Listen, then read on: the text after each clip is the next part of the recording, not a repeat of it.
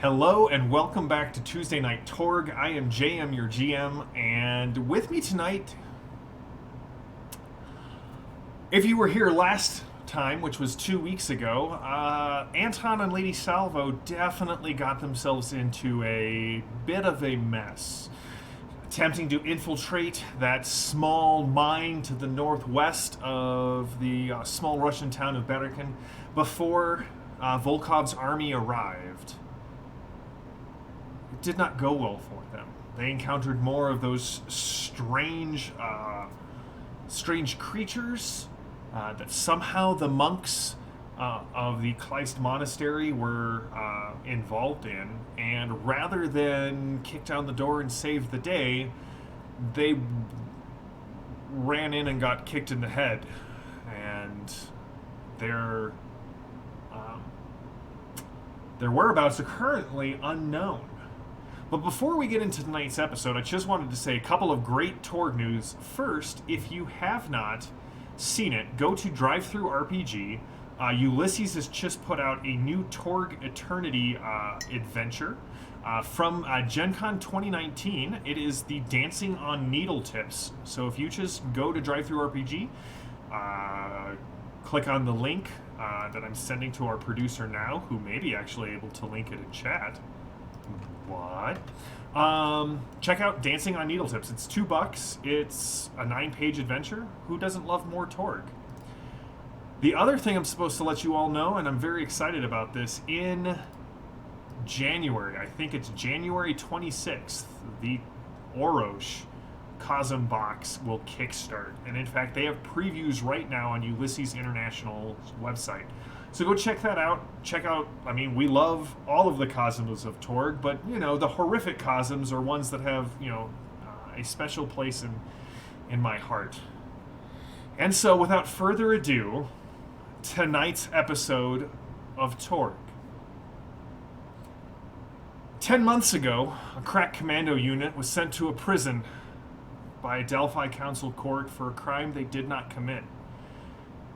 These Storm Knights promptly escaped from a maximum security stockade to the underground of Orosh.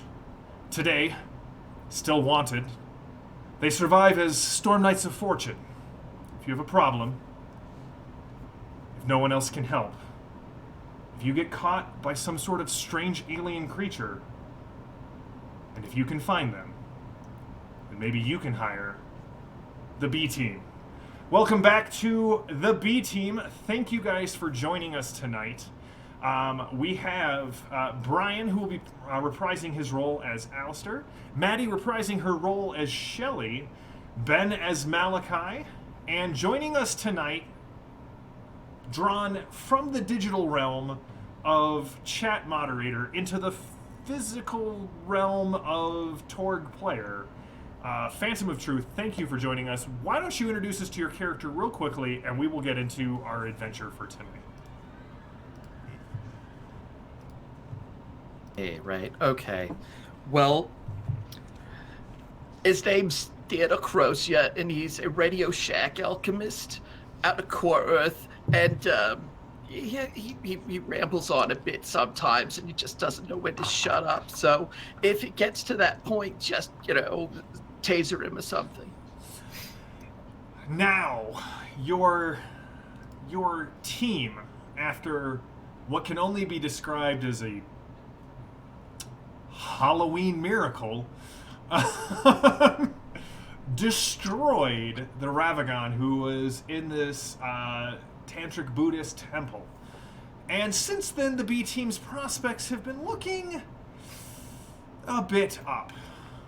Reginald Worthington has taken a leave of absence to try and negotiate with the Delphi Council, explain what happened and the good deeds that you did in Pakistan in an attempt to get you back in their good graces. Since then, and we will discover this through play, who knows? Did Theodore stumble across the B Team and get recruited? Were they sent Theodore? Flashbacks may happen tonight. But what you do need to know is that thanks to a tip and the promise of a a well-struck blow against the High Lords and maybe a well-deserved payday. The four of you are currently in the back of a C-130 attempting to stop a Techno Demon from boarding the back of the plane. So, Maddie, quick start. Tell me when to stop.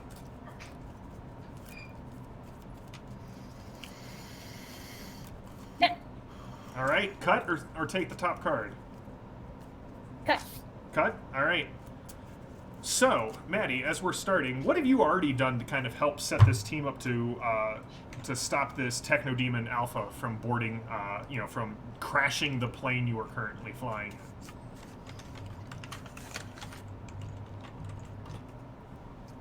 I think she probably, knowing the success of her sacred holy water last time, probably would have built some holy hand water grenades.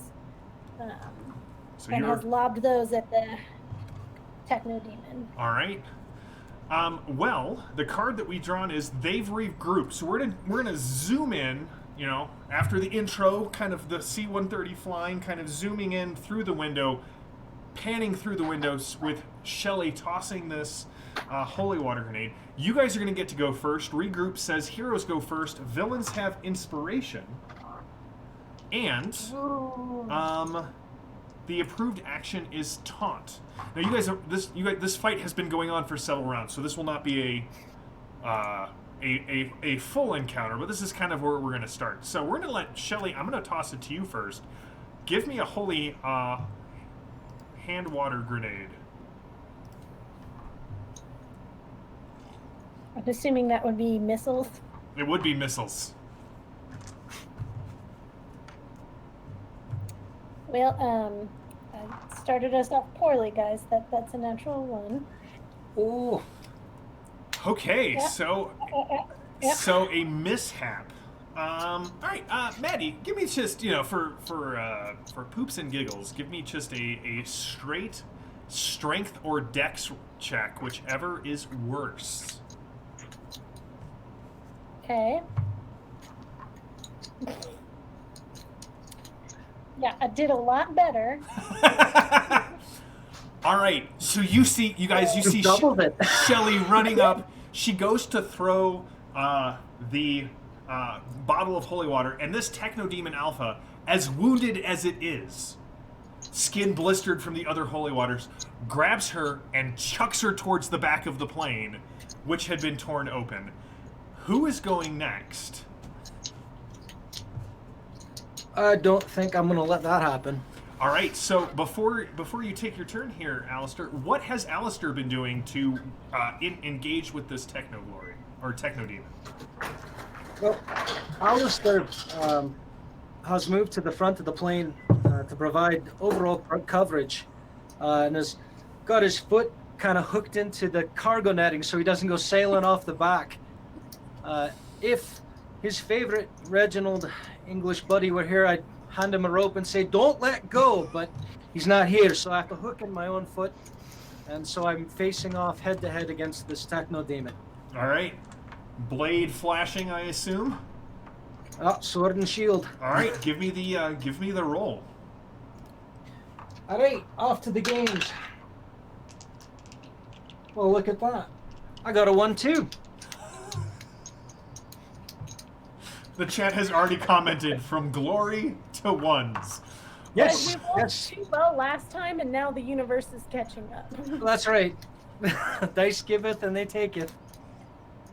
All right. So the Techno Demon grabs your blade and is currently, you are in a contest of like strength between the creature's free arm Oh, good for me. and you. Who's going next? Malachi or Theodore?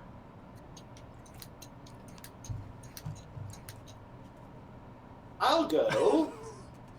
Okay. Fearing what's already clearly happened, Malachi uses his best move, which is trick, in order to assure the demon that while it looks though he has the upper hand, he does not, and he should be worried more than ever because we have you right where we want you. All right. Please give me a trick roll. All right. So that's a 17. So that's a 4 plus a 12. That's a 16. What's his trick? His trick is only a 12, so you're up by 4 right now. Ice. That's right. Probability is no one's toady. I think I'll use my action card to take that up by 3 more, making it a good success and making the Techno Demon very stymied. All right. All right, so the Techno Demon is now at a -4 to his actions. And Malachi, what have you been doing on this fight as this thing has kind of been clawing its way through the cargo nading, past the cargo crates?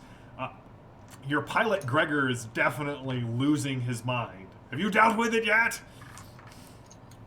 Oh, I barely had enough time to make a protective circle of salt for myself and my dog, familiar Dogathy Spornak. Well, you can have a possibility. And Kirk, it is your turn. What are you doing, sir? God. So what have you been doing to engage the Techno Demon, and then what would you like to do right now with your turn? 2 things you're going to find on every jet like that. Okay. Pioneer gear and fire extinguishers. I would agree. So we're going to tape one of the fire extinguishers to a spade, Okay. and then trigger the fire extinguisher, making it a spade missile. Okay, well, I'm going to say multi-action, 1 to prepare, I'm good with that. and 1 to fire it. Let's use missile weapons for this, but let's make it interesting. Let's use your adds from missile weapons and your mind as you're trying to aim this spade I'm missile. glad you gave me the great number. Good comment. Because we got none. All right. So confirming it's a die 10. Check, compare it to the mods, So yeah, and it's then a add D20. it to the So, value. Yeah, it's a D20. So in case we have new Torg tuners in, so the way that it'll work is your base stat is your adds plus your mind. In this case, your adds plus your attributes. So this is adds plus mind. And then you'll roll a D20 and compare it with the bonus chart at the bottom of your character sheet. And that'll provide the bonus or penalty to the final bonus or penalty to your mod. Or to Well, your- I got a 12, which is a mod of 0. Yep. And then So what's that your... would be an 11. So you have 2 options. You can play a I- card. I was thinking of burning my action to There you get the +3. All right, so you've rolled a total of 14, which is enough to hit this creature. And now I have to come up with what the base damage on a spade missile is. We're going to call it that. So, as of right now, unless someone wants to play a coup de grace, it is only going to do shock damage to it. Would anyone like to play a coup de grace to increase I will. the damage of the Mr. Furious? You got right where I did. To increase the damage on... You want to play it, Maddie? All right. Yeah. Phantom, you get to roll a bonus die of damage. Which is So it's a what? D6. And Okay. in Torg, a D6 counts as 1 through 5, and a 6 counts as 5, but explodes. Okay, then. I will take that 6, so that's 5. Off to a good start. Oh, shit. That's boxcars, then. That's a finish. Keep them coming. So 5 and 5 and 2, 12. So 12. So you you more than doubled the base damage of the spade missile, inflicting the last wound on the creature. So it hits this creature in the chest, and Theodore, as you watch, it goes tumbling past, and Alistair, while it lets go of your sword, it definitely grabs onto Shelley as it goes to fall out of the back of the plane. Now, Theodore, unfortunately, I dealt out the Cosm cards. So before we started, so instead of actually being able to do anything in this moment, you immediately suffer torturous visions. So as he kills this demon, my mother-in-law's coming for Thanksgiving.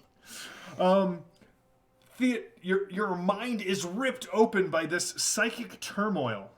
For the rest of the act, if a fatigue appears on the conflict line, you guys are also stymied, and if you were psionicist, you would become very stymied. But all Storm Knights gain 1 possibility, 2 if you have any psionic abilities.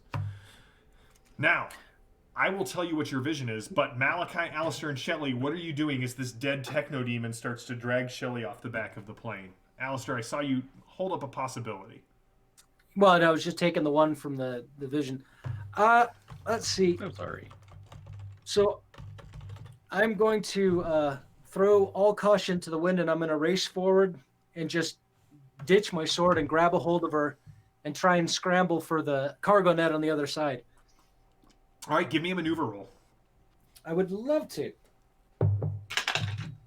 That's a way better choice. See, 5.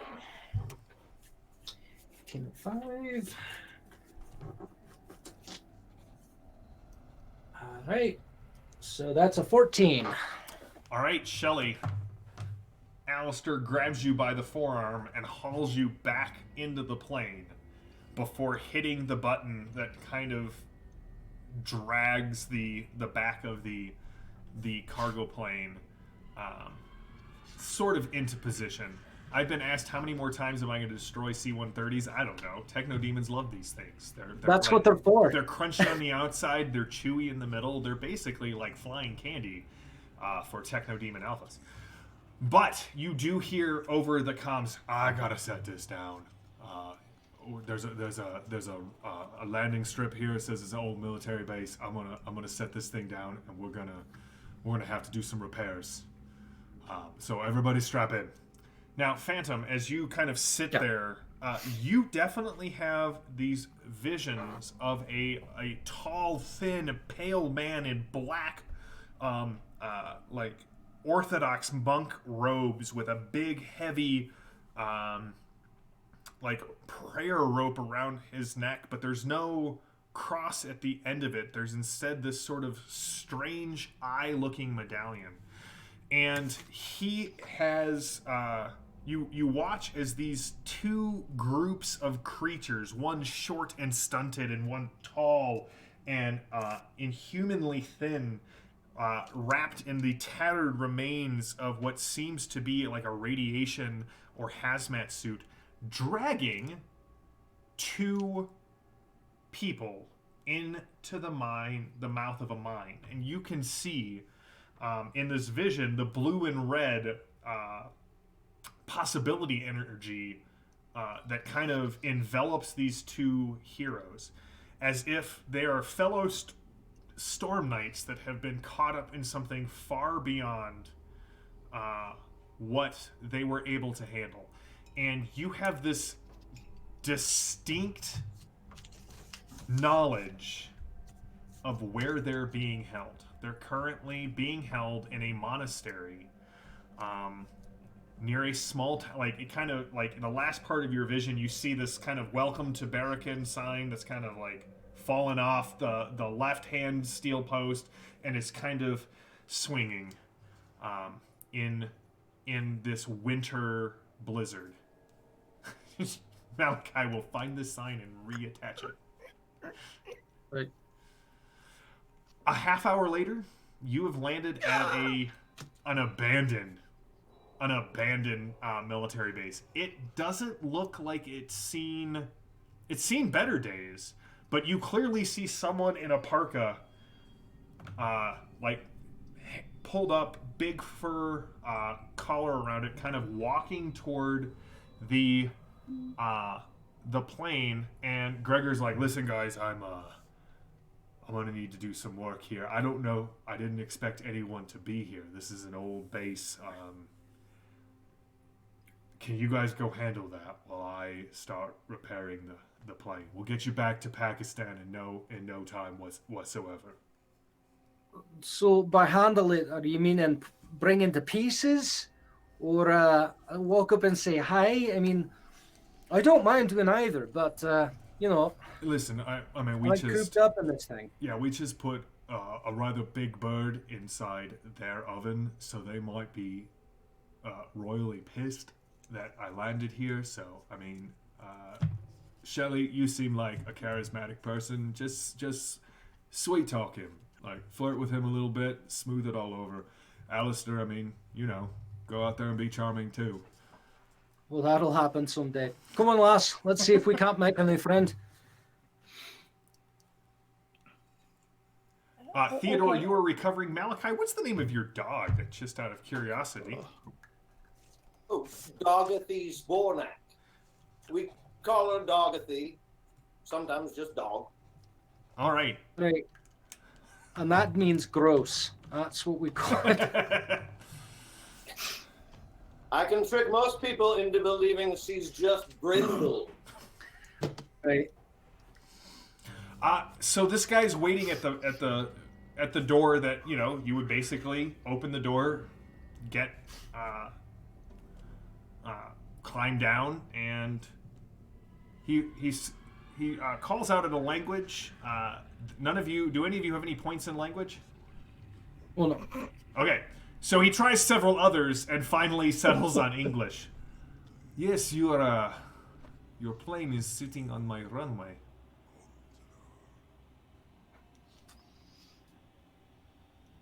Observant, I know.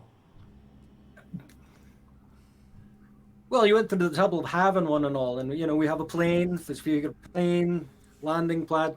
Bring the two together. That's what it's for, right? He That's what planes they land on these. I don't know what a plane is, so I'm making this up. Normally, these ones, they either land or they fall out of the sky much quicker, but at the end of the day, they always impact back with the ground. Do you need supplies to repair? Do you have barter or trade or cash? Or We have the good word. What is the good word? oh, Well, and she'll reach in and pull out a tract. oh, one of these. I believe that your God has found me wanting in his eyes for a very long time. I am not sure that your word will be as useful as you may hope. So you're not here for delivery and you're not here for trade. What are you doing here in the middle of nowhere? We're here to save you from impending doom.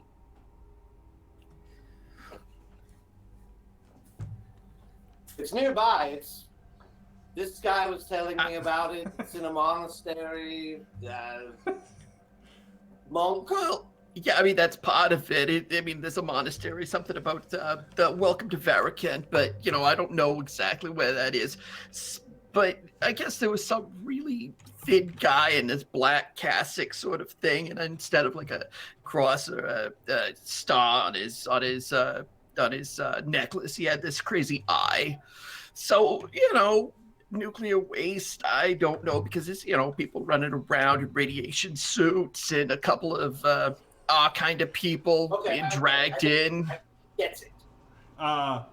The chat has offered a possibility up for a Golden Girl reference, and I will honor it. So, you speak of the town of Barakan and those monks. They have impending doom. It's coming for me. I have had it with Grigori and those monks, and they think just because they have...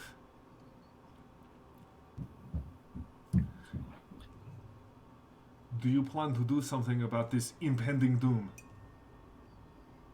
I assume We that... intend to purge and to clean and to cleanse. So you're some sort of housekeeper? In a manner of speaking. It usually tends to end up being a bit more messy at first, but then the problems are a lot cleaner after that because they don't move much after you've cut them into pieces. I just think there needs to be some fire. I can provide fire, I can provide transport, and if you bring me back, well, if you inconvenience Grigori and take his monastery and introduce it to fire and this young Christian woman's good word, I would find a way to repay you. If you are able to find a small mahogany box and bring it back to me, I will reward you quite handsomely. Vengeance goes so far, but I will be glad to repay you for your aid. I'm sorry, Jam, I dropped out. What is he looking for? A small mahogany what? A small mahogany box.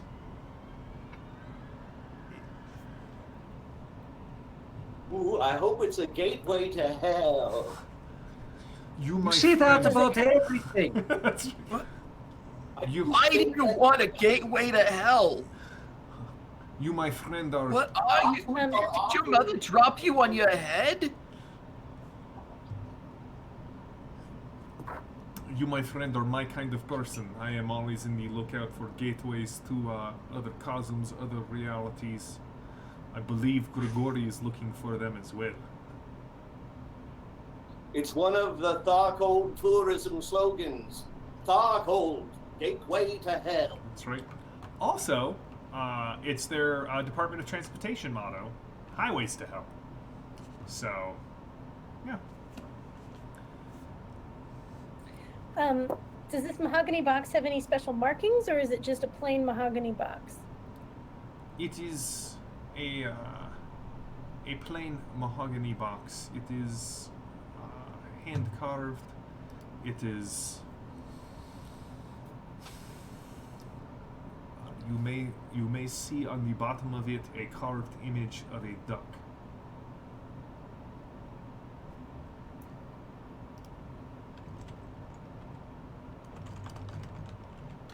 Well, I'm not doing anything right now anyway, and if it helps get us out of here, I'm perfectly fine killing whoever you'd like for me to put the sword in.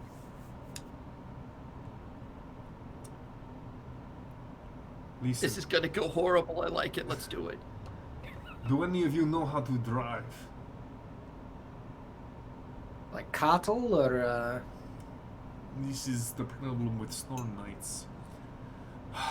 Very well. I will point?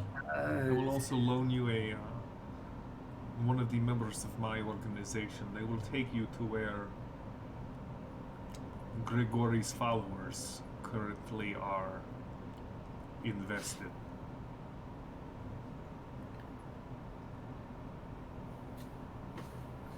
Fantastic.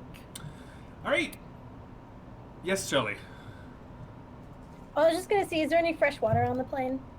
Sure. Just gonna load up with some fresh water. Freshwater I've heard radiation this- detectors. I feel like those are the two things that just keep coming up for Tharcold adventures. All right. Within 20 minutes, this guy has set you up with a small.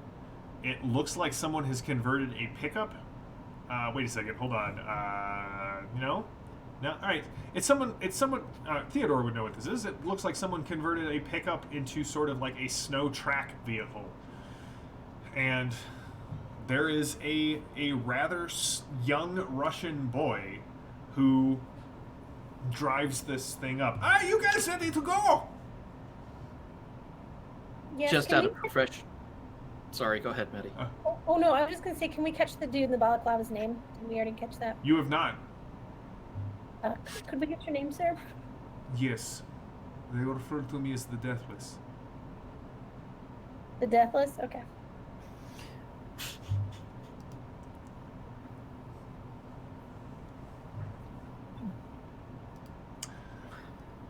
Alright!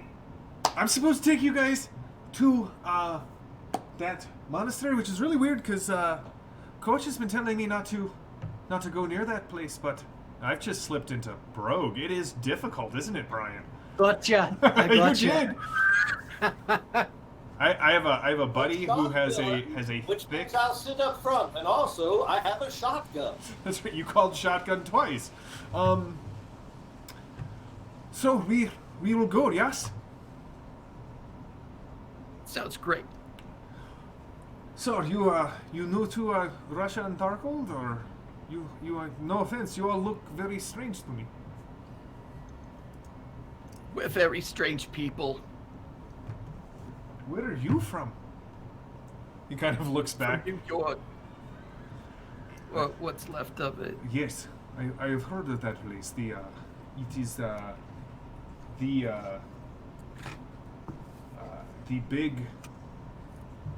big fruit. Yes. Apple. It's what It's kind of rotten in some places, but, you know, it's still an apple. The tree isn't horrible. Is it rotten because there are no dinosaurs roaming through parts of it? All right, so nope, wrong accent. So we will go. I will get you as close as I possibly can. Do you wish me to like? So it sits on the side of this hill. There's a forest. I can put you close, but you will probably do better going out on foot. Be careful. Coach has said not to go there. The monks there, they are strange. Do they glow in the dark? No, I do know. All I know is that one time, one of our people snuck into the monastery, and when they came back, Coach he killed him immediately, and then burned the corpse. There was some sort of horrible screeching from inside the flames. Whatever returned was not human. Well, that certainly sounds a lot like home. I don't have enough gasoline for this. If I had $1 for every time somebody went out and came home not human,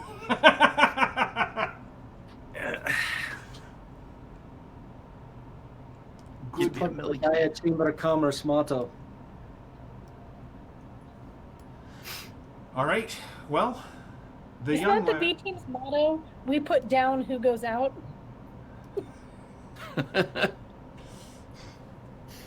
I mean, maybe the B team has a model. We know that the horsemen do, and it's vampires don't sparkle, but we do. oh, I believe our motto is "Hold my chalice of blood." Thank you, Mr. Fury. Oh, really? I appreciate that motto, and we'll see if chat makes it stick. So, a while later, it's hard to tell. The miles roll on, and what you discover about this part of Russia is that it looks much like the previous part of Russia you drove through, and much like the part of Russia you're about to drive through. It is rolling and gray and snowy, and so basically there's just this monotony as you drive through the night, but soon you see lights on the horizon. And much to the Deathless's description, there is you can see a low bank of hills. To the south, you can see the lights of a town. And it looks as if there is a large fire in front of this mine. It looks as if they're dragging things and burning them on a large pyre. Your driver, Yosef, says, yes. Now, the monastery is on the other side of the mine. I can turn. We are running as dark as we can, but I can try and swing around unless you would like to attempt to make the journey on foot. Well, I mean, they were pulled into the mine, so I don't know where we actually want to start. If we want to go into the mine and start there, or go into the monastery and maybe annoy some people in the monastery, but that might actually go sideways, and then we can't go into the mine to get people. Surely finding our friends in the monastery will only increase our numbers. Or they'll be nearly dead and we'll have to drag them and they'll be a big burden.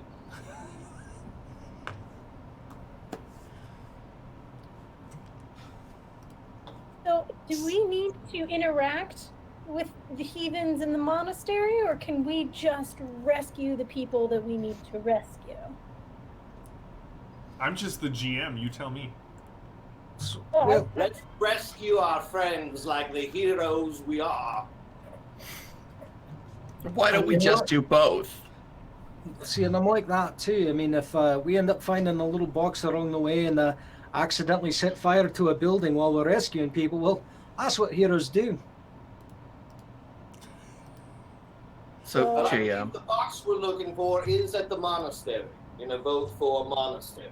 And it is made out of wood, so we should probably find it before we burn the building. All right, so we have an order. Okay, we can do this.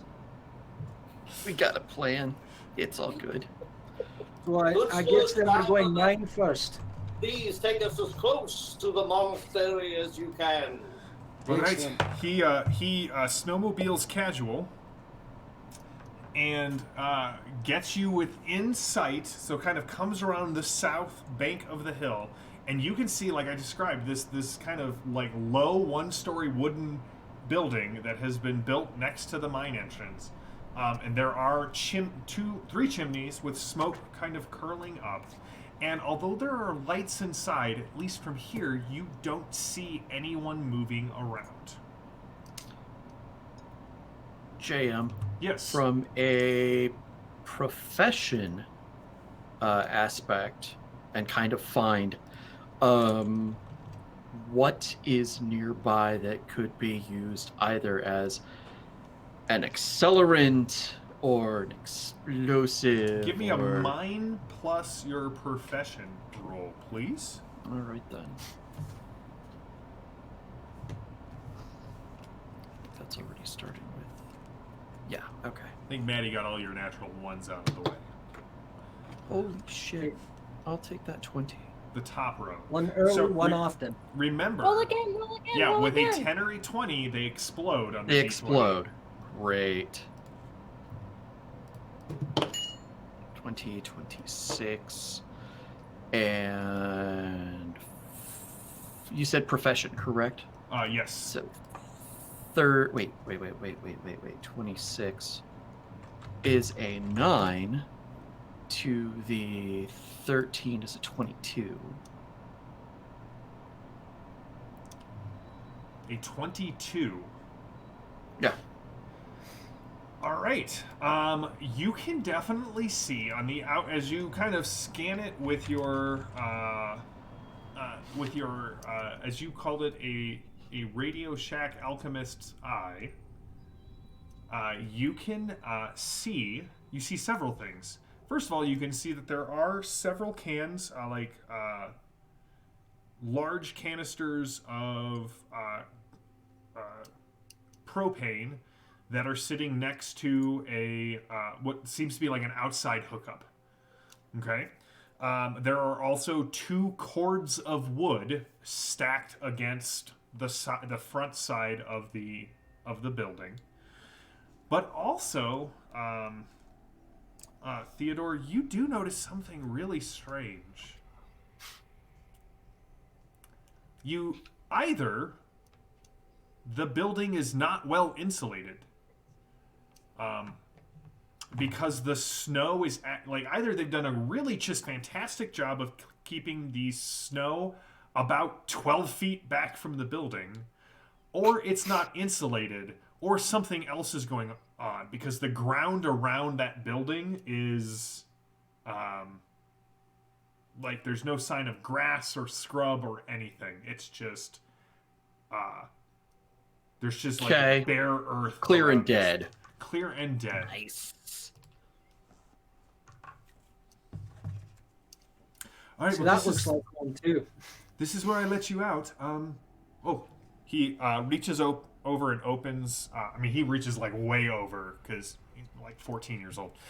Opens the glove box and pulls out a flare gun and cracks it open, makes sure that there's a round in it, snaps it shut. I will go hide, and when I see this, I will come and get you. That's a good lad. Sounds good.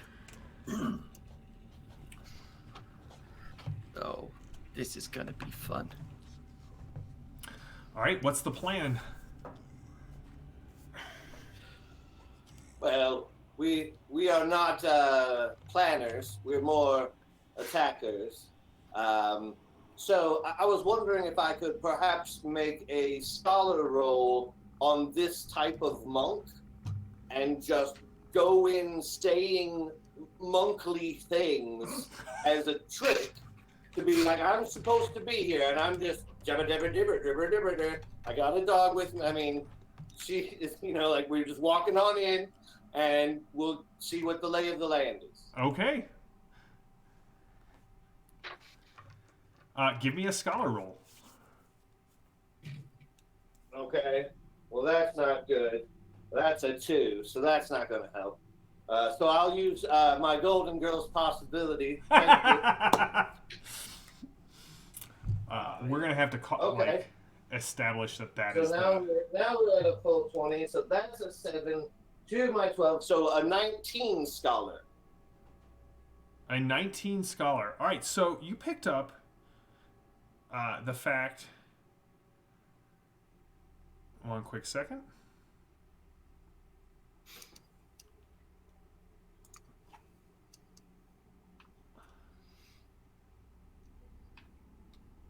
Are the rest of us just going to be your lackeys following behind? So what you do know is that when they mentioned that when the Deathless mentioned that they were Kleists, that is a like a spiritual sect that kind of rings a bell. And as you're like with a 19, you definitely got a good success. So you know that they're basically a sect that split off from the church, and their name literally means whips. So they tended to practice sort of ecstatic rituals, a little bit of flagellation, rapid dancing. They felt that through this ecstatic expression that they would be able to achieve grace. So Well, I am very dexterous, and I am known to speak in tongues. So let's go in like a whirling dervish. So you just going in, kicking the door down? Well, okay. If the door is locked, I don't have the strength to kick the door down. So it would be more of a... Okay. Well, when you get to the door, it does open, and you can actually see all of you see, like immediately this intense heat sort of roils out of the door. Although you did not feel it kind of approaching, it definitely has this almost sweltering nature on the inside of the building, and it looks. The direction's not kilt leather. You can see that it definitely has multiple rooms on the inside, but it opens up in this very large kind of common room area. And if I could just get everyone to give me a find roll as you kind of step in here.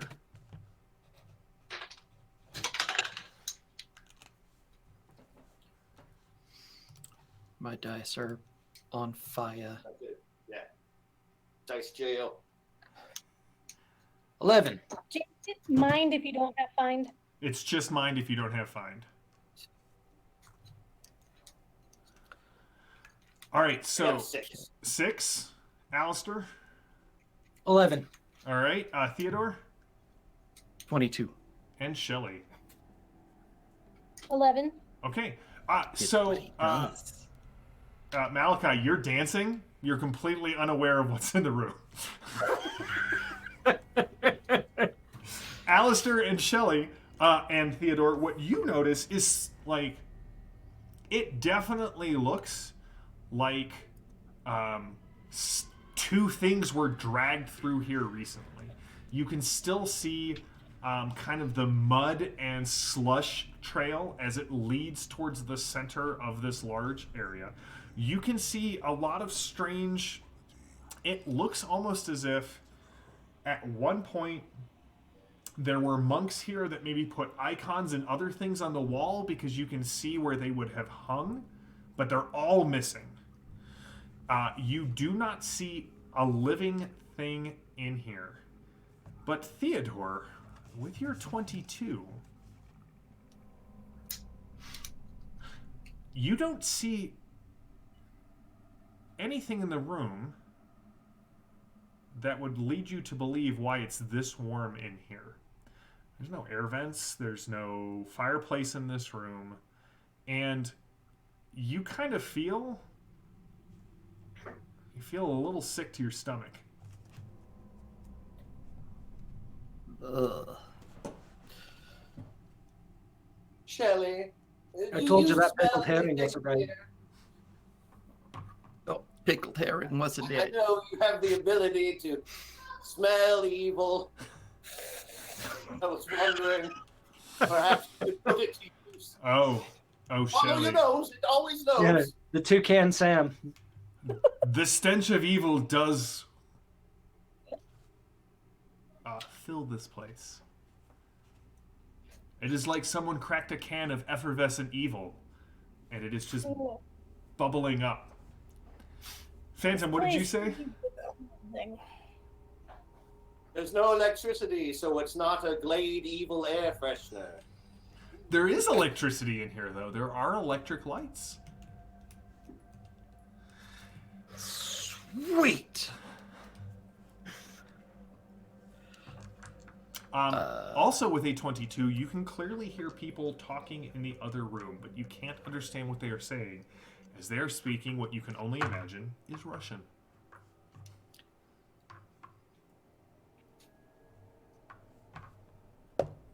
How's your Russian, Malachi? I have not a language skill, but only a scholar. So I know like Dostoevsky and like lots of good Russian quotes, but I can't really speak it. You're just gonna spin in and start speaking in tongues. Yes, in religious tongues, which I thought you would appreciate. We've spoken in tongues before, you and I. That we have. And when the spirit moves us, and we shake and drive, as friends do. As friends do. All right. So, Phantom, I feel like I missed something you said there. About? Oh, no. Okay. I'm plotting the demise of the building. Oh. Teddy dear, you are more, you're better at these things than I. Can you tell where this place is getting its electrical light power from? Well, yeah, it's easy enough. I just go over to, one of the lights, and I imagine that it's not actually built into the wall, but these cables are the power cables are along the outside of the wall, because it's old enough. Trace them back, because I also want to find out where the gas is coming into the building. All right, so as you trace the wires down, it leads to it. So there are 4 exits out of this room. The one you came in, 2 on the left. This room goes from the front of the monastery to the back, but there's a door on the right as well. All of the cables seem to be going to the right. But the power lines kind of drop down into the floor. So they're giving power to something below. Or they're lighting drawing the something power below. up from something below. Oh, okay. Okay, gotcha. Oh, sorry. Go ahead. Oh, sorry. Nothing in this room for the gas outlet, though. No, but your guess is wherever the gas is coming in, it was on the side. It was on the right side of the building, so it's probably off to the right. Nice. The One voices last that thing. you heard were on the left, coming from the left. Cool. One last thing, as far as logistics go. When you were saying that they were propane tanks, are we talking sizable ones that end up having a truck come up to refill? We're talking... Or are they... They are the or tall oblong white ones. Okay. And there are 3 of them kind of up against the side of the building. Okay. I can't see propane and a building and Tharkol, going wrong in any Torg game. No, not at all. It's like a chemical plant in a Batman movie. That's right. The only Could thing go that wrong. Yeah. Yeah. It will They lead weren't to connected, a bunch though, were of they? laughs. They were. They were connected. Sweet. Yeah. Okay. Cool. Would anyone be opposed to me warding us against the enemy? The last time you did that, it worked out really well. Yeah, I don't want you to. If you ward me, does it tickle? Because I'm really ticklish, and I'm not sure I'm actually good with that. I don't actually tickle you. Well, that's good, she because just I said don't it. like being tickled, but it was really just a question about whether or not being warded would actually tickle. No, she's Puritan, and nothing about this is going to be enjoyable. It's all going to be tight shoes and hat, obstructive clothing, wool. Your collar's going to become like starched. Right? It's very tight. The about here. repression is delicious. Brian, you Well, that's have okay, a because I brought possibility. all my glasses. Perfect. I don't remember how to do this. Okay. So you were invoking a miracle, right? Correct. All right. So that is a faith roll. Okay. Oh, and then it's a DN10. Okay, I got it now. Okay, so I rolled a 19, so that gets me 6, and my faith is 15, so that gets me to a 21. Okay, that's an outstanding success. So what's the outstanding result?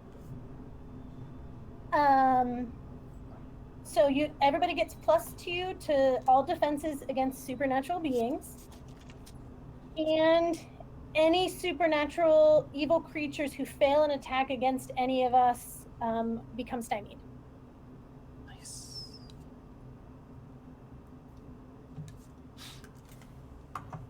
Enjoy your buckles and stiff collars, folks. All right. So. But as a note, I don't get that bonus to defense Okay. because it doesn't stack with my shield. All right. Ooh.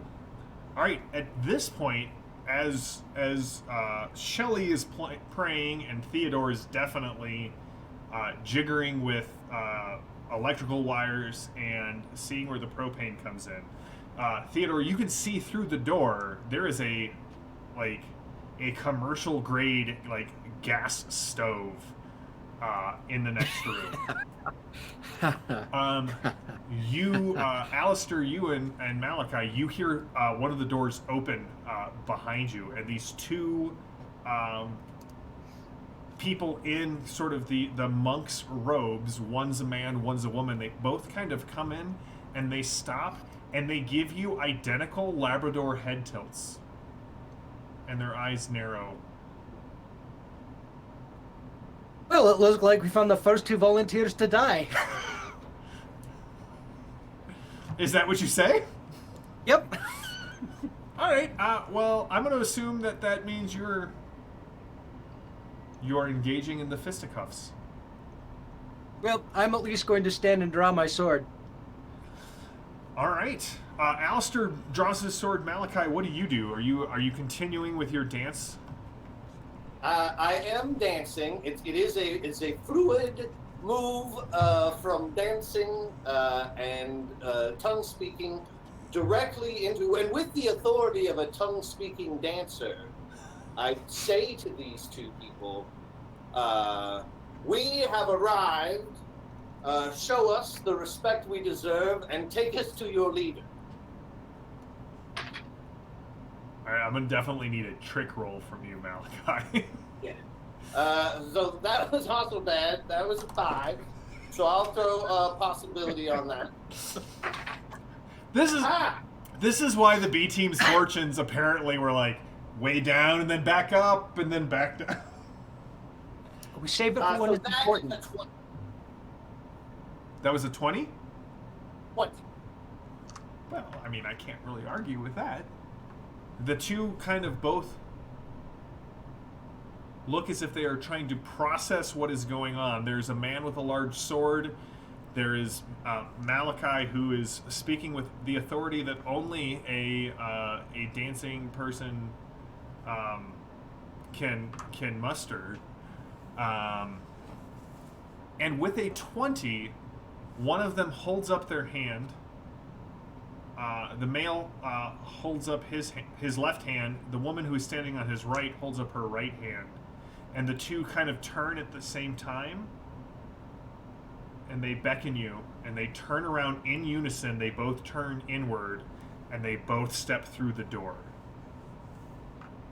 Oh, by the way, everyone, I think the Dark Lord knows we're here. Meanwhile, in the Dark Lord's room, I know someone is here. That's right. Now, which one of you is a Scottish I'm not done lord? with my game yet, Mom. Alistair, you're a Scottish lord. You could have said you were here to view the tapestries.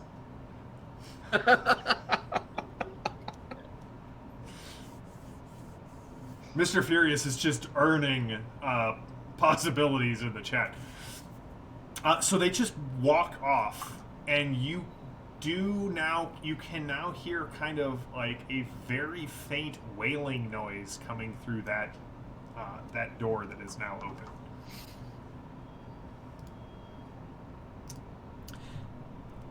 That definitely doesn't sound good. We should maybe go.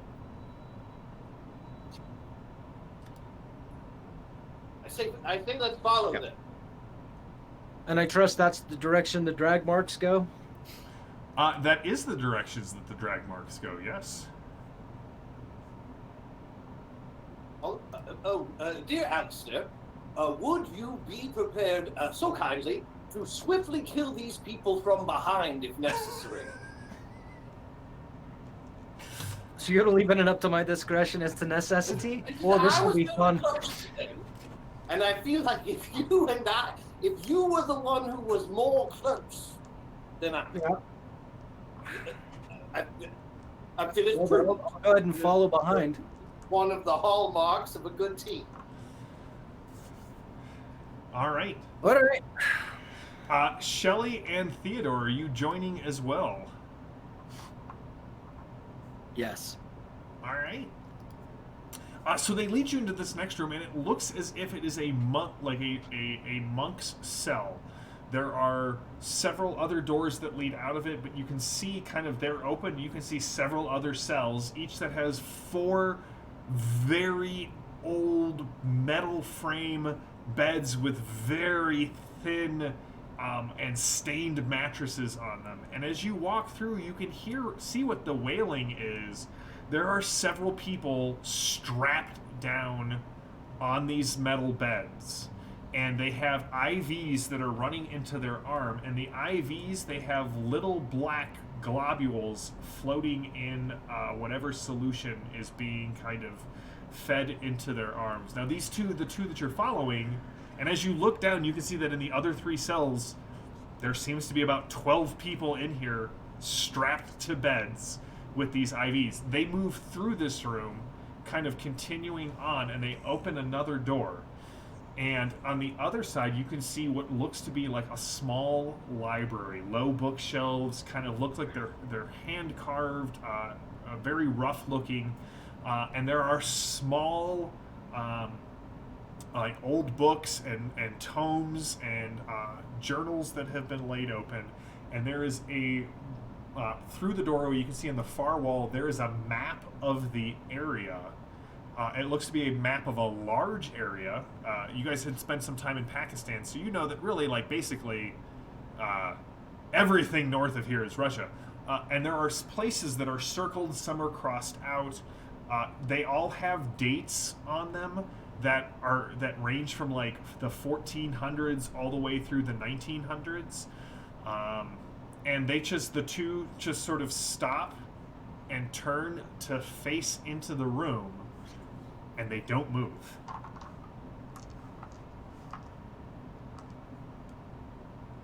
Real Have quick, we- can I play alertness to be on the lookout for the box we're looking for? Of course you can. Are you heading into that room then? Yeah, I'm just gonna keep following. All right. But as we go, I want to use it to be on the lookout for. No, that's that's sort of, in my mind, the great thing about the alertness card, is that if you're actually looking for something by spending the alertness card, you find it. And so as you walk in here, you can see that this room also extends almost all of the way that main common room did. There is a large desk. You can see an old, yellowed journal that has been laid open. The thing sits about 3.5 feet across. There are several fountain pens kind of sitting next to wells of ink around there.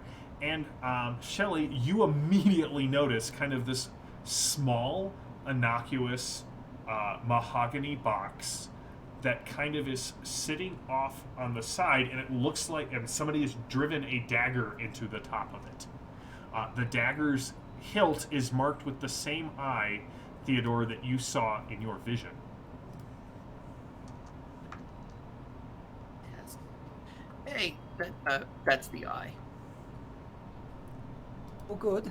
Indeed. They speak in unison. It is the eye of deliverance.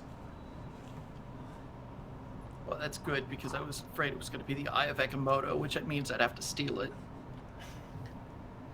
They both look to each other, and then look to you, and look back to each other.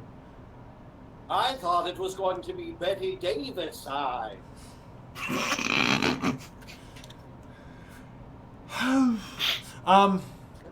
They both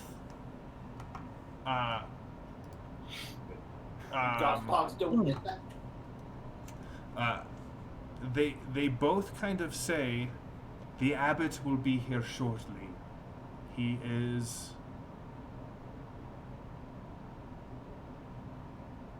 dealing with something. We will leave you here. And they turn and they kind of both back out of the room, pulling the doors closed with a rather foreboding thump and click.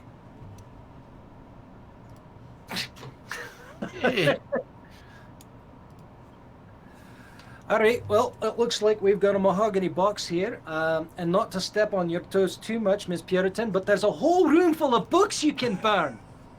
So... Oh, she's gone book crazy. Yeah, so I suppose now that we've found the box, we have a place to start the fire. We just need to go and collect our friends as they've been put to us, and let's start making mischief. I'll go over to the door. It is locked, Alistair. You can clearly see that the bolt has been thrown on the other side. Oh, that's fantastic. Well, I happen to have a Scottish lockpick right here. All right, so you're going to be breaking down the door. Shelley, Malachi, and Theodore, what are you doing? I'm gonna take a little holy water and just hit that dagger because I don't want to touch it, just to purify that situation. And then I'm going to pocket the box and start looking at where I want to start just raining fire down and burning stuff. The box definitely, like, when you pick it up, like, you'd have to take the dagger out, obviously, to, like, pocket it, because, right, it's going to be awkward unless you, like, hold the box by... Just incredibly gauche. Yeah, that's right. When you take it out, the box definitely, something inside the box moves. Malachi, what are you doing? And then we'll go to Theodore. I'm going to pour through all of the books, the ones that look like they've been recently used. One, to look for pictures of demons and monsters and occulty type things, because Malachi, that's his jam. That's right. But from a logistics standpoint, Malachi also knows that often rituals take place in steps, and if I could recognize a ritual or something that was currently happening, maybe that would be a clue as to how to stop it or disrupt it. All right, give me an evidence analysis roll. And Theodore, what are you doing?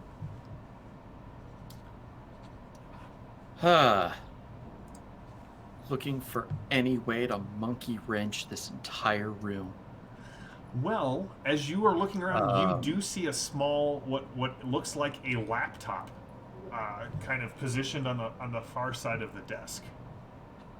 Oh, well, then we'll just crack that open and see what we can find on it. All right. Go ahead and give me a computers roll. We shall. Malachi, what'd you get? 14.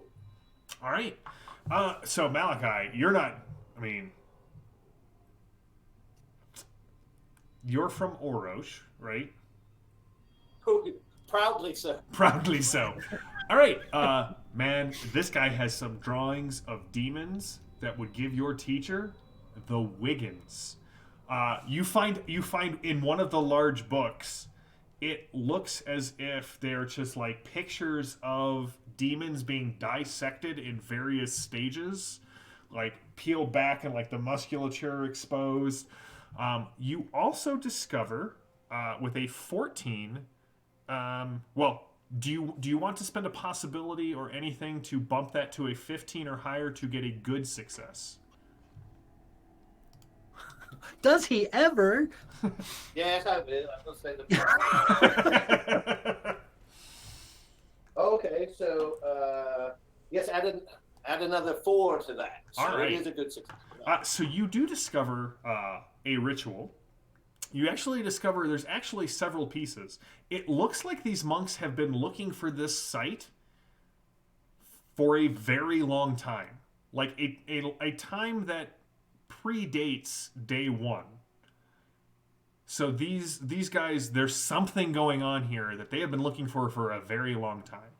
You definitely get the feeling that the initial ritual that, you know, to your mind would be sort of the summoning ritual, that is over and done.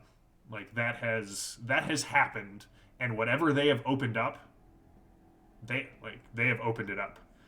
But the really strange thing is some of these notes refer to a more pure possession. It would require several things, like the site that they refer to, which you're guessing is kind of here, and then warriors of the storm. They are the other crucial component in order to make a pure possession.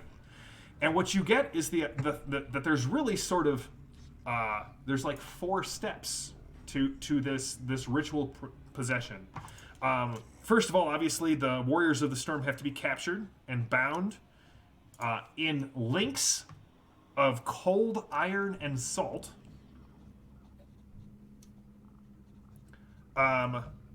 They have to be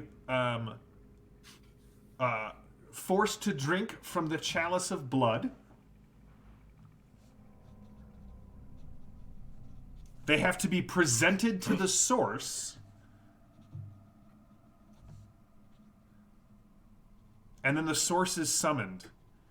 And like this is some next level summoning incantations and evocations. Malachi, you get the feeling that if this is going off, it will be very visible as the force just kind of subsumes into their forms.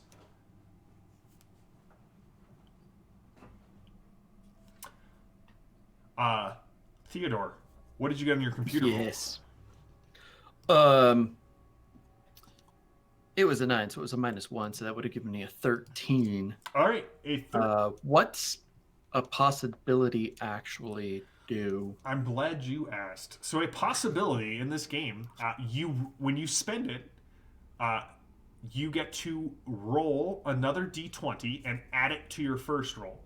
And if the possibility roll is less than a 10, it counts as at least a 10. Now, that doesn't mean it explodes, but if you roll a 10 or a 20, it would explode. Got it. So that's going to be okay. So that changes everything. It turns the computers to a burning a possibility. Okay. It will bring the total to a 20 All right. for the computer check. So a 20 is an outstanding success. So I'm going to give you a couple of pieces of information, and then you can ask me any questions you want. Alistair, if I can get you to make a strength check to Scottish lockpick this thing. That's right. My dog is pretty strong. I will allow my dog to assist Alistair. All right. You will get a +1 to your final roll. So, Theodore, as you boot this thing up, it is not difficult for you to get into. It is an old machine. Sort of that... You get the feeling that it's the kind of computer that a Luddite would most likely just sort of tolerate, like the bare minimum to get things done. I mean, it's old, it's rugged, but you do notice some strange discolorations in the screen, as if They use in like Windows 3.1. That and the fact that there's something's interfering, something is causing interference on the screen. Now, you do pick up the following things. One, the abbot here goes by the name Ivor. Ivor reports to someone called Grigori, and he was sent here to take over the monastic duties about 6 months ago, and their goal, or these correspondences that you're finding, they believe that whatever happened to the east, something broke off and landed here. And so their job was to sort of investigate the local Barracan rumors, the legends that surrounded this haunted mine, and see if the presence could be found here. From the correspondences back and forth, it's very clear that yes, it is, and so Grigori sent several plantings of gospog here to kind of aid in the security of the mine. The last correspondence, which was sent about 8 hours ago, was we have found two physically hale, possibly mentally infirmed warriors of the storm who attempted to break into the facility. We will be enacting the ritual to see if we can cause total possession. Also, you find, like, these maps do point to the east, to a large, well, you're from Core Earth. You've heard of the Yes. Tunguska crater. It seems that the main focus of all of this is still focused east towards that crater. All right then. All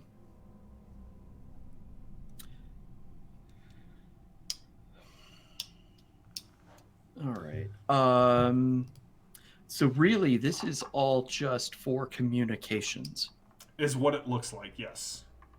Okay. Great. It's so old, it's not going to have USBs on it or anything else. No, it is not. It does have... That's fine. It does have a little wire that is coming out of the back to a small rectangular box, and you can see that there is this. There are these stacks of 3.5-inch hard plastic Discs of 3.5 floppies. Pocket. All right, Alistair, what did you get? I got a 12. All right, Theodore, you can ask me one question before we're going to drop into Alistair kicks the door open. You can still that's ask fine. me questions. He can kick the door down. What I'm actually going to do is grab the laptop. Okay. And keep it with. All right. I took some very scandalous demon pictures. Ripped them out of the book. Malachi's pocketing like medieval wood carvings. You know the ones I'm talking about. And then like pages from. All right, Alistair. Your We want to burn it? your ability to open a door is flawless. The door you kick, punch, like you force the door open, and these two, the two monks that were standing outside, their heads both rotate in a complete 180 degrees to look right at you, and their jaws open so wide that their mouths split all the way to the back, and they howl at you. And we're gonna jump into combat rounds. Excellent. Oh, when suddenly, villains go first and heroes are confused. So that doesn't really help you at all, or hurt you at all, because you can't use cards from your pool this round, which you couldn't anyway because it's the first round of combat. Situational awareness, I get to put one in. That's true. You So it and doesn't make a Theodore difference. both get to put one in to the pool, but you cannot use them this round. Good. When do we put those in?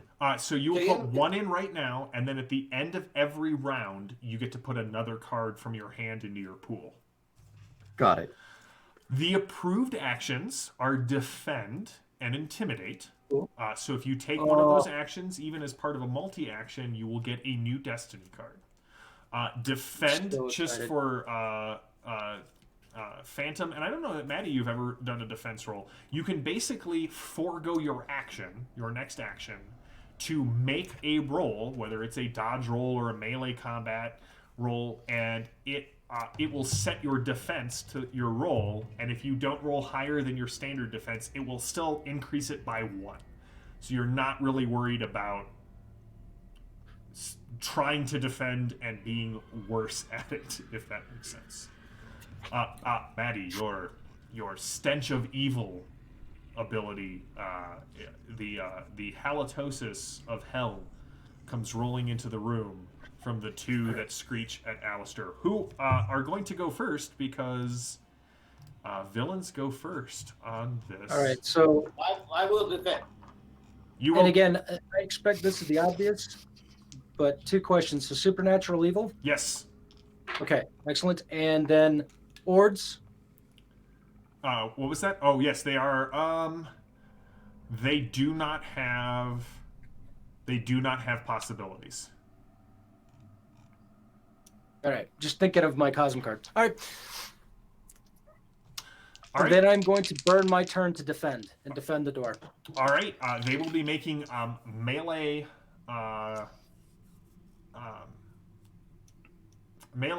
attacks against you, or unarmed attacks. So if you would like to give me a roll to increase your defense and tell me what your new total is.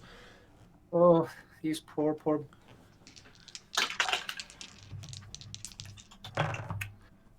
17. Oh man, you guys infected my dice somehow. All right. So that Sharing is caring. 4 plus my 12 is 17, plus another 2 is 19. All right, so I need a 19 to hit you. One of them takes a swing and just takes a chunk out of the door in the door frame.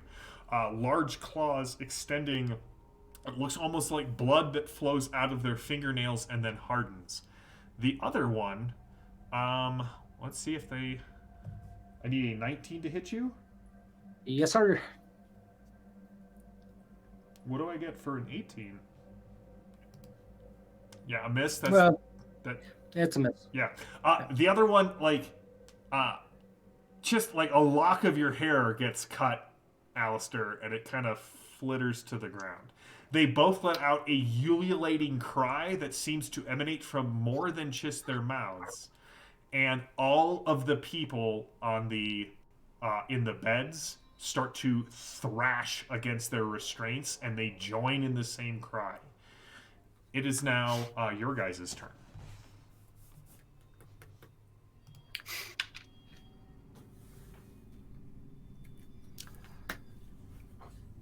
Jam, I'm sorry, my internet pooped out. My Cosm card is salvage. Could I have salvaged something from this library before they busted in? Or we Um, busted? sure. Give me a charisma or street-wise test real quick, Maddie. Okay. From the possibility. Oh, that's good. Now, Phantom, just to let you know, if you take wounds, you are able to. What am I trying to say? You're able to soak them, but you with a reality roll, but you have to. Spend a possibility. You have to to spend a trigger it? possibility to trigger it. Yes, thank you. That was the word I was trying to remember. And then appreciate it. What'd you get, Maddie? 15. All right, a 15. Maddie, let me just ask you a question. Are you looking for something offensive? Are you looking for something like what exactly are you looking for here? Offensive? No. Shelley. Everything about this building offends her. That's Pretty much. This building is an offense. I think she would be looking for some remnant of what this used to be. Okay. So what you do find, kind of like it catches your eye. It's sort of in the corner at the bottom of a bookshelf. It looks like it was tossed there. It's gathered some dust, and as you sort of reach down and pick it up, it looks like a wooden crucifix that probably attached to a prayer chain at some point. That part has been broken, but as you pick it up, you definitely feel as if it has maybe some apotropaic qualities, some like protective nature to it. Perfect. Thank you. All right. So Shelley, Malachi, Theodore, you guys are up. Alistair, you defended. Oh, do you have? No, do I get a card? You do get a card. Your card is drama. Yeah. All right. Who would like to go?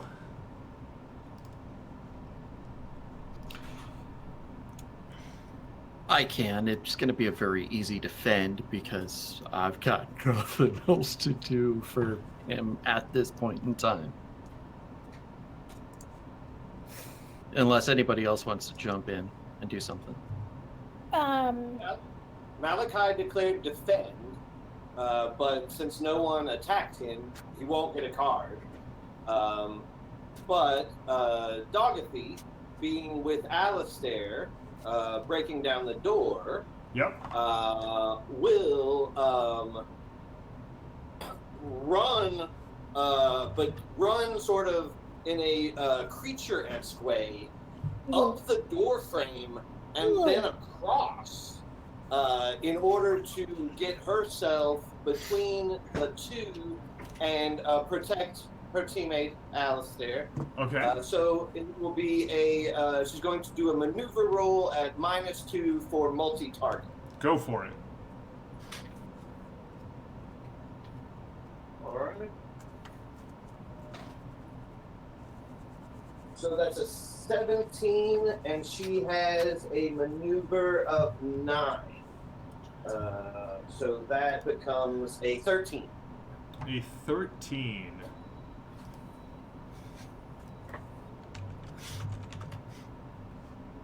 Do.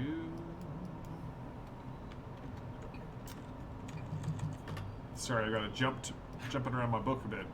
A maneuver of 13 is just good enough. A 12 was the DN. So, are you making them vulnerable or stymied?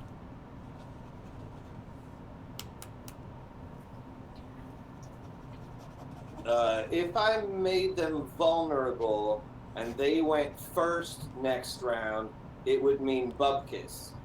So I will. But they're already stymied because they both failed an attack against Alistair, and according to my spell, they are now stymied. Oh, curses. And that part does. So then, yeah. So now they're vulnerable too, ding dongs. All right, so they're vulnerable and stymied, and why is it that in all of our Tuesday and Thursday games, it's the priest character that causes me the most? Father Bell, Shelley. All right, so that was their turn. That was Shelley. It's your turn. So the wise thing would be to defend, but one of the approved actions is also intimidate, correct? It is. So newly found cross in one hand, holy water in the other. Shelley is going to yell at them. We are going to send you back to the bowels of hell from where you came, and attempt to intimidate them, brandishing. Okay. Give me an intimidate roll at -2 for the multi-target.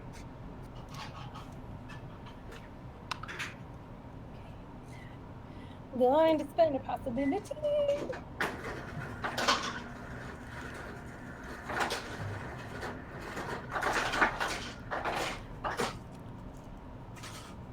So that gets me to 16. A 16 with the -2? Yes, because I Well, rolled a 20. well, you know what that means for me. It's not a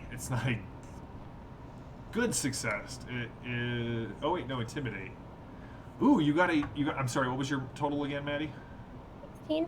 16. Do you want to spend anything because their base intimidate is 17? Ooh, Oh, one I'll shot. play a support. Wait, no, it's not in my pool. Yeah. Well, we okay, can't put cards this round anyway. And you can't play a card because you're confused this round. I did. The chat was like, confused and intimidate is an approved action. I have no idea what's going on, but gosh darn it, I'm angry about it. That's not another possibility because I want this to work. Okay. Everything's fine. Okay, yeah. That gets me up to 29. So that's plus. That's +9. Yeah, that's plus a lot. Okay, so what's your final total? Oh, Oh, and they're also vulnerable, so it's actually a 15 is what they need. so I didn't need to spend that extra. You did not possibility? need to. I forgot about the vulnerability. Sweet. Do you want to save it? Yeah, I'm gonna save it. All right, so they're vulnerable and stymied, and they're very scared of Shelley. Shelley, you can actually, like, the cross starts to give off, a crucifix starts to give off a bright light, and Alistair, you kind of see this light come over your shoulders, and the skin on their face starts to fleck away. New card is the Pace Quickens. Don't forget to put a card in your pool. Villains go first, but heroes will gain an up. And an up means you basically automatically get a possibility on the roll. You basically get a second roll to add to your first roll. That's assuming you're alive after this. Can I get a new card, please? You may. Flurry is your new card. All right, Alistair, one's coming at you. The other one is coming at Dogathes. I wish him the best of luck. All right, well, the news on Dogathes is I rolled a 5. So, is Dogathes' unarmed combat defense a 10 or higher? It's a 9. Oh, so they hit Dogathes. What's his toughness or her toughness? 10. 10. Actually, it's 12 because she's in the radius of my spell. So that adds 2 to her defense. Oh, sorry, not her. No, that means that she wouldn't so be she's hit. an 11. Yeah, because I rolled a 10. Now, unfortunately for Alistair, I did roll a 10 on this other die. So What you do with it? a total of 17 gets me to a 21 to hit. 21 to hit. Yes. Nice. Let's see. 15. Beat me by 6. Beat you by 6. They are AP2. Yeah. What is your toughness? Let's see. Against them,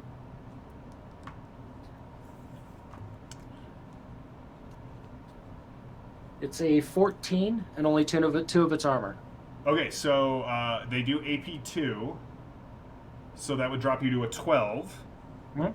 So up 8 is a wound and 2 shocks. So one of these, their arms sort of like, see, it almost looks like their forearm breaks in the middle as it shoots out quickly to stab into your stomach. That's unsettling. I think I'll soak. Okay.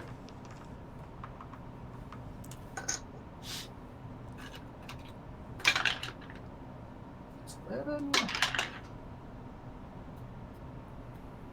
31.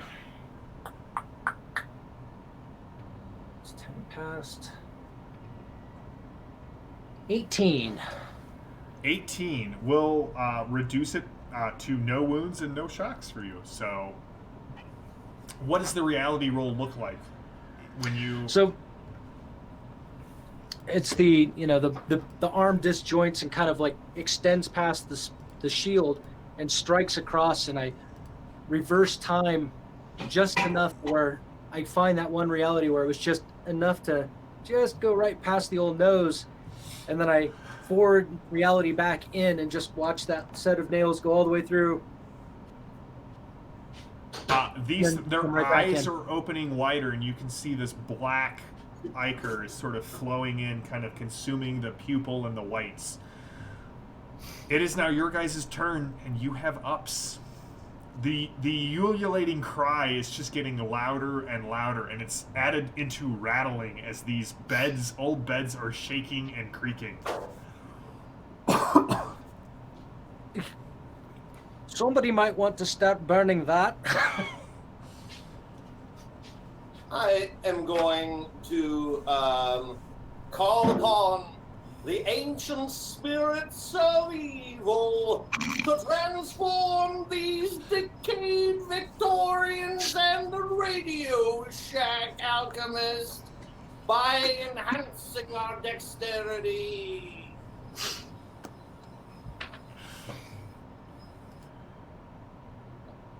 So before the up, it's a 13. Okay, with the up. Plus 5 for my Diabolist. I will also. I just need to point out any multi-action is approved this round. Oh, that's great. Yeah. Okay. So, well, but that's not. But I'm multi-targeting. Does that count? Yeah. We'll allow it. Okay. So I am targeting all of us. So that's 5. Making it a -6. Okay. But I'm using my Diabolist, which makes it a +5, so we're only -1. I have rolled a 13, and now I have an up. I just have. Well, he's rolling this. I just have to say, I love the Horseman group a lot. I really enjoy the B team as well. I hope you guys are enjoying this. Like, the B team will be back. That is just a fact. All right. So currently, without spending anything, I'm currently at a plus 10, plus 5, plus 14. So I'm currently at 29 minus 6, 23. All right. Well, I assume that is an outstanding success for your spell. It's for myself. So as long as everyone's dex is under 13, it's an outstanding success. Yep. And now all of our dexes are +3. All right. All right. You all feel. I mean, is it the spirits of the damned animating their bodies? Like, what is causing them to? Oh, it is. It's my connection to the dark force. I call forth, it's not a lot of evil, just a little bit of evil. And now you're enhanced with just a little bit of it, like good evil. Yeah. How much evil do you have to do before you do some good? And Shelley, honestly, like in the face of these two, you really can't smell what Malachi dealt. It's fine. Wait, you can't smell what Malachi's cooking? All right, that was Malachi's action. Who's going next? God. And Dogathy will just attack one of them. All right, give me the Dogathy attack. She's gonna miss. Okay. Alistair, I see. All right, I guess I see an opening. In the matter of their faces opening, so I'm just going to go ahead and solve their problem of their head being firmly attached to their shoulders. That does seem to be a strong problem that they have, yeah. So I'm going to multi-attack, or I'm just going to do multi-attack, one on each of them. All And right. so I'm just going to cut across both heads. All right, go for it. One grand sweeping blow, going to do an all-out attack. All right. And just for some added sauciness, we'll go ahead and make it a vital shot. So I'll take a little extra penalty to my... All right. All right, you're going all out.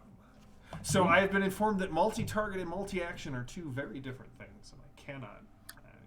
Oh, well, good. I will then just go ahead and do that double attack on the guys. And in the process, in case one of them survives, I'm going to intimidate one of them. All right.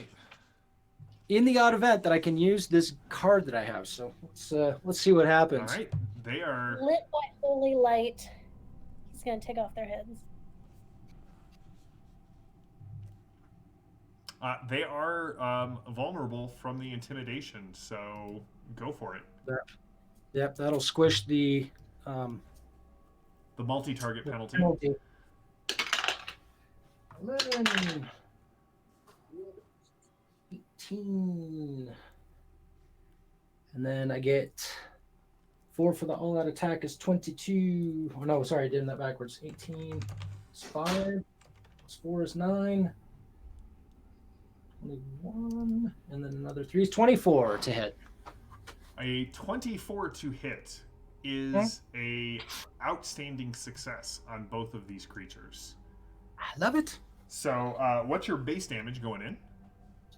Base damage going in is a 13. All right. It's not great for me. And I'll You're go already ahead up and- 1 over my toughness. So, And I will go ahead and feed into shock. okay. So there are 3 dice. 5, 5, 4. So 14. And the saber at 13 takes me to a 27. All right. Go. So, what does it look like, Alistair? So as advertised, little kind of fingernails cleave past, and I step forward and push that one arm open, bring the sword up and over the top of the shield, tracking back across the arm, and then it's just click, one through head, and then just cleave the other head in half. All right. I'm like, oh, I missed. I'm only got part of the head. This is terrible. In a Gallagher-esque nightmare of internal fluids and soft brain matter, the both burst apart, and not just their heads. You don't know what or why. They just explode and scattering blood and pieces and black spotted organs, and what you can see is several tentacles that kind of wetly hit the ground on the walls and start squirming away. And yet somehow the shirt is still whitened. It is. I imagine Alistair's shirt a lot like Indy's hat.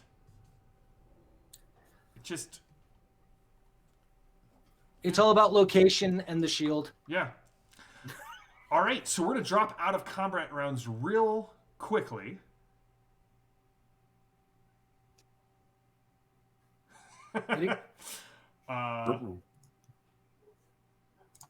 So, what is everyone in these rooms? They're thumping. They all the cries switch from a yell to a unified chanting. And Malachi, you are sure that is the chanting that would go with the second step of the pure possession ritual. But I know this song. You do know this song. I do have to ask, is there a corruption test that needs to be made here for Diabolist? No, because I get to roll the next 2 spells at 5+, and then Then the corruption hits. Okay, cool. You All cut right. it short. I got 2 more dirty wishes, baby. Righty, well, if there's one thing we do well, it's interrupting plans that people have been thinking about for quite some time. So let's do what we do best.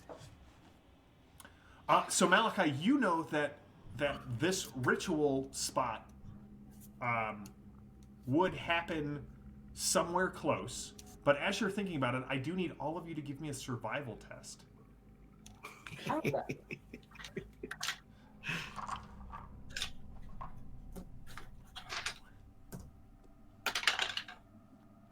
Is survival's just spirit otherwise, or?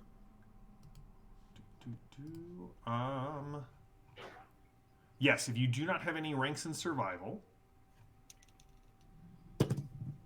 it will default to mind, actually. Okay. Even better. 10. Anybody get lower than 10? No. 11. Shelly, I have something I can spend on it. what'd you get? A 9. Shelly, you feel really sick to your stomach. Yeah. Do you want to spend a possibility, or are you going to let it rest where it lies? I'll spend my hero card. Oh, Jared, you just warmed my that's heart. popular. I could give you a supporter if 3 will make the difference. 3 Oh, will yeah, make the 3 will difference. Oh yes, I will spend my supporter card and say, Shelly, it's going to be okay. You have smelled worse than this. I know you have. Shelly, you don't, it's not the explosion into goop and the little things crawling away that mess with your stomach. It's the heat. It's really getting to you. And when you kind of bring your hand away from your mouth, you don't throw up because Malachi's support, but well, that's not good. There's blood all over your finger.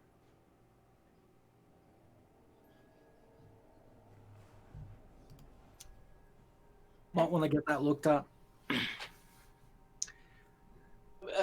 Teddy, good sir, are you more familiar with radioactivity than we are? Being that, we're from the land of airships and you're from Adam, the land... who? I used to date someone named Curie for a while, but it wasn't her. So otherwise, to answer your question, yes, I've played with it a couple of times. It really is a dirty proposition. However, if there is any around here, I'm sure we can make something work.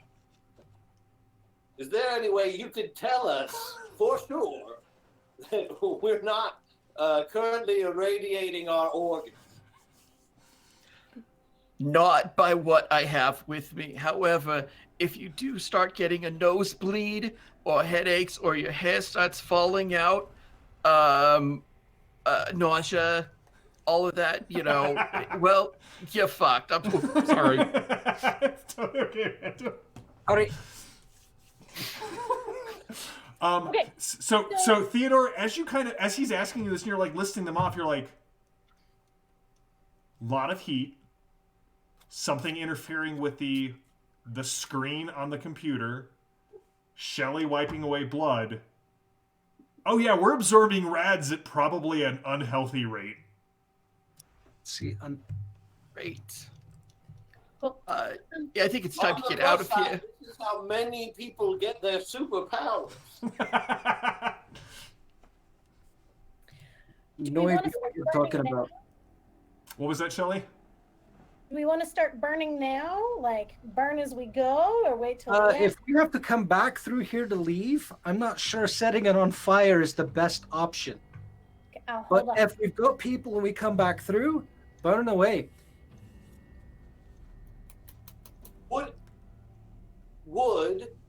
Is it possible that Archibald or Anton still have some sort of functioning equipment on them that Teddy could track us to? Oh yeah, do I have like a low jack on my phone for their GPS signals? All right, They I'm would gonna have need a been given computer roll stuff from by the you. Delphi Council. We don't I'm have gonna need anything a very high computer roll. Like the DN for this is gonna be, we're gonna set it at 16. You've been a Storm Knight long enough to know that like these sort of things kind of routinely come up with Delphi Council teams. Maddie is shaking her head because this is like a Genevieve move. Like, Well, I was gonna say V at this point has probably placed something on them. no, like you've specifically said that before, so yes. Just created an app called the Brojack. Ben, I'll trade you Brahma for your hero. Okay. So 16 on the die. That's plus But- 3. I don't believe I've thrown my hero yet. So what's your base mine plus computer? Uh, my computer is 14. All right, Plus that 16 is 3, makes it 17. that's good enough to get a. So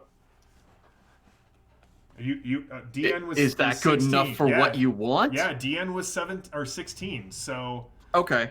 all right. It's going to be like aliens. JM is going to say, I've got them. And they're right below us. They're in the same room. They're in the wall. I'm actually. Game over, man. Game over. Well, that gives a new meaning to the B team. They are Theodore. They are, and in fact, like you seem to be standing on top of them. Did we miss some steps, some stairs on the way down here? You have not explored missed? all of the monastery yet. Oh yeah. We need to find some stairs down because they're right below us.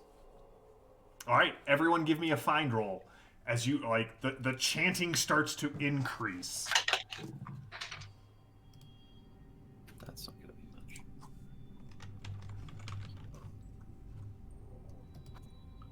much. 13. All right. 14. 8. Shelly is such a different character than V. No. Well, my rolls aren't favored anymore, so you know. I mean, that's I'm fair. fine. I got a 3, you know. All right, Shelly and Alistair, I mean, you guys kind of take out your smokes and you're like, man, those stairs could be anywhere, man. Like, I've got no clue.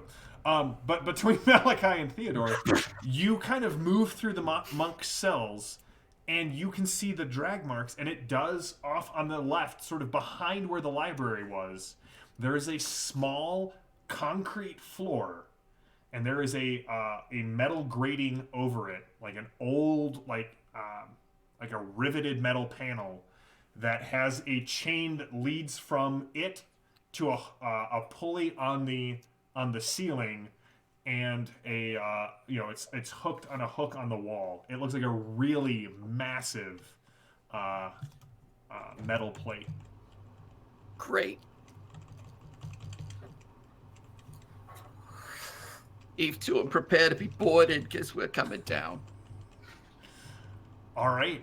Basically, all he's going to do is just grab onto it and then basically just drop his legs. So it's body weight versus whatever. Oh, yeah. No, you, for a brief moment, you kind of see Theodore kind of hang his knees off the ground, and then something gives, and the plate opens up. There are a set of concrete stairs that descend down. You can see like there are you're hoping there are water stains on the stairs, on the walls. There are little light bulbs hanging from swinging cables that are kind of blown about in the breeze that kind of is now passing through because the door is open. I don't know a lot about electricity, but you should always secure those. Because first of all, it's creepy. And second of all, you could hurt someone. Well, just be happy that these are actually shielded cables, because otherwise I've seen really old things where it's just bare metal the entire way, so you don't actually want to touch them, because then you'll actually complete your own circuit and shock yourself. It's these conversations that give me comfort right before battle. Alistair, you want to go? Well, they're playing our song. Let's get to it. They are. Yeah, let's go. All right, heading down the stairs. The heat starts to get even more sweltering. I can only imagine that out of all of you, Shelley is the most miserable. Welcome to the blast furnace. As you descend down into darkness and possibly madness, the hallway eventually you can see a very sort of well, to Malachi's eyes, it seems like an infernal glow at the end of the tunnel. And that you also hear more of the chanting. And as you kind of come to the end of the hall, I assume Alistair is up front because that has been the MO so far. Alistair, you come out onto a small concrete slab that has several stairs that lead down to this rock and dirt pit. It looks like it's been excavated, and you can see there is a very tall woman in the Kleist monastery robes. They are open, and you can see that she has some sort of metal plating on her chest, and there is this pit in the center. And as I described at the end of last session, you can see this guy who seems a little bit uncanny valley, but Theodore, you recognize both him and the woman from your vision.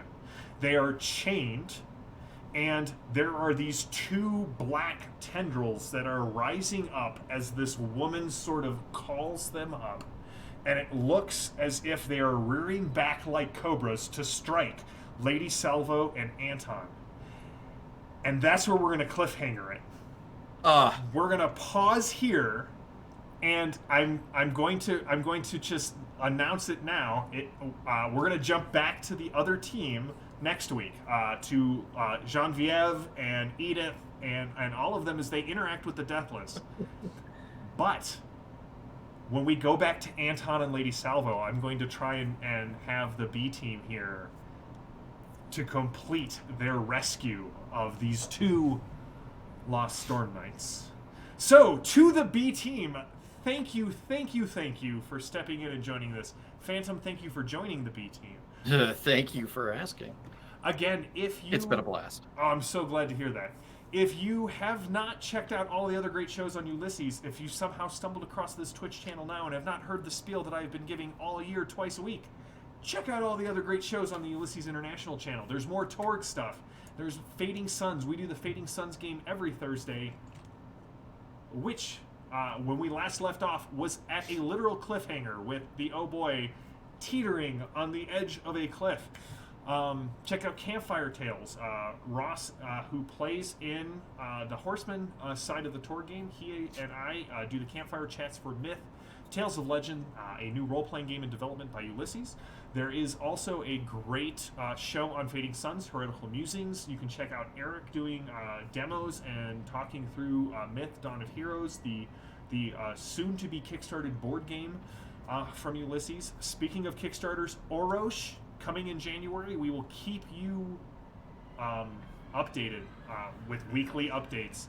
Also, the Tharcold Kickstarter will be shipping soon. And if you haven't checked out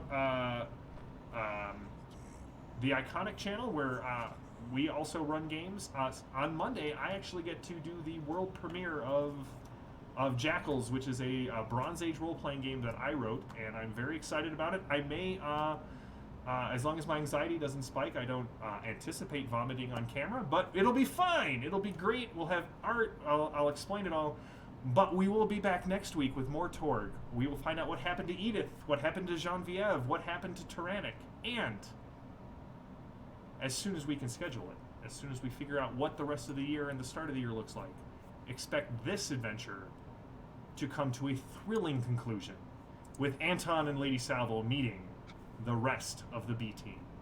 So until next week, stay safe, stay healthy, stay gaming, and we will see you next Tuesday for more Torg Eternity. Thanks.